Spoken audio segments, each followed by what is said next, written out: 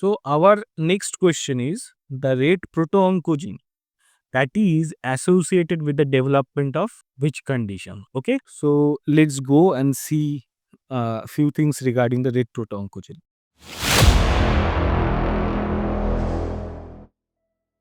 Look, this RET Proto-Oncogene, it is basically an tyrosine kinase. Okay, it's basically a receptor tyrosine kinase that basically controls the growth, cell growth, and cell differentiation as well.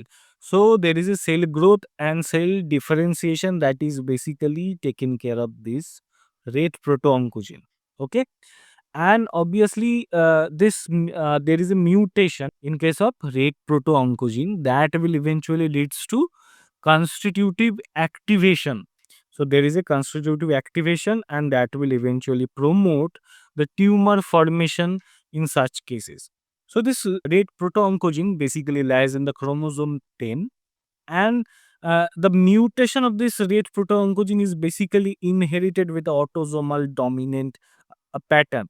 Now you need to understand what are the clinical condition that will be associated with a RET Proto-Oncogene mutation, right? So obviously the first thing that will comes to your mind, that is your medullary thyroid carcinoma.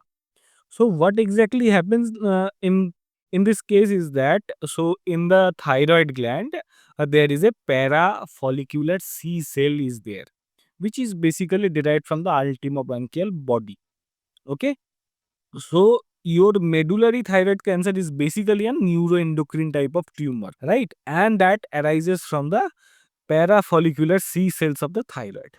Okay, and they basically associated with it. There is a strong association with a RET Proto-Oncogene mutation. Also, there is a syndrome that is known as the multiple endocrine neoplasia. That is the main syndrome, and typically the main syndrome type 2A and the type 2B, these two syndromes are basically associated with RET Proto-Oncogene mutation. Okay, so one thing that you need to understand, like there is a different location of the RET Proto-Oncogene mutation.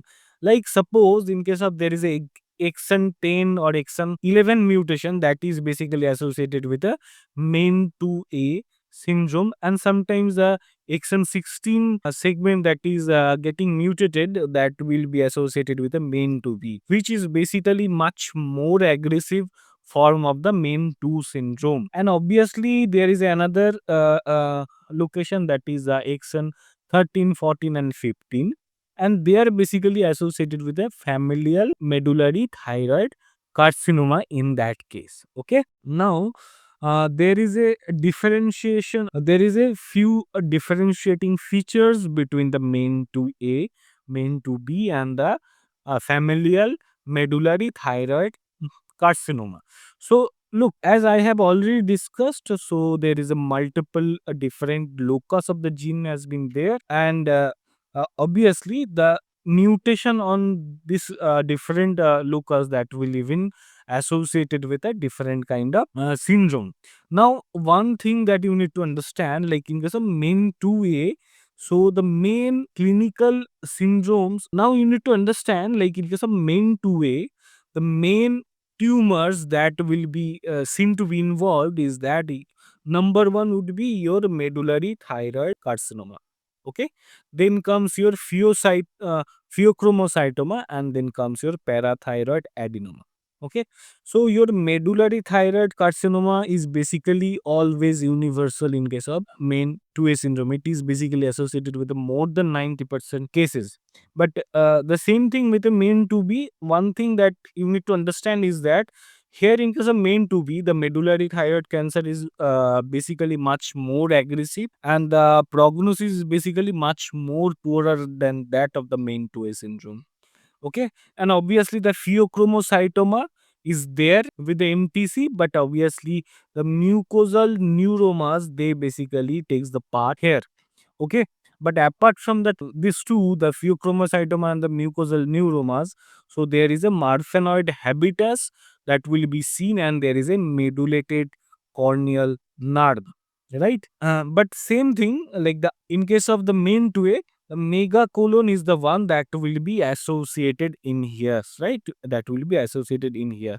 So as you can able to understand, like the both the main 2A and the 2B, they are basically autosomal dominant, as well as the familial medullary thyroid carcinoma.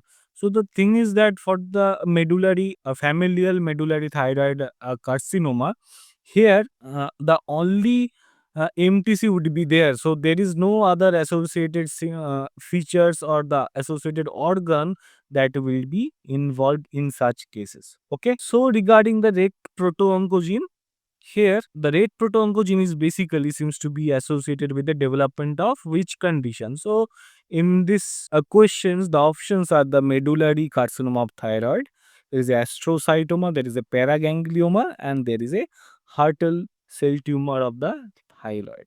So, your answer would be option A, right? Option A, yes. So, medullary carcinoma of the thyroid. Okay.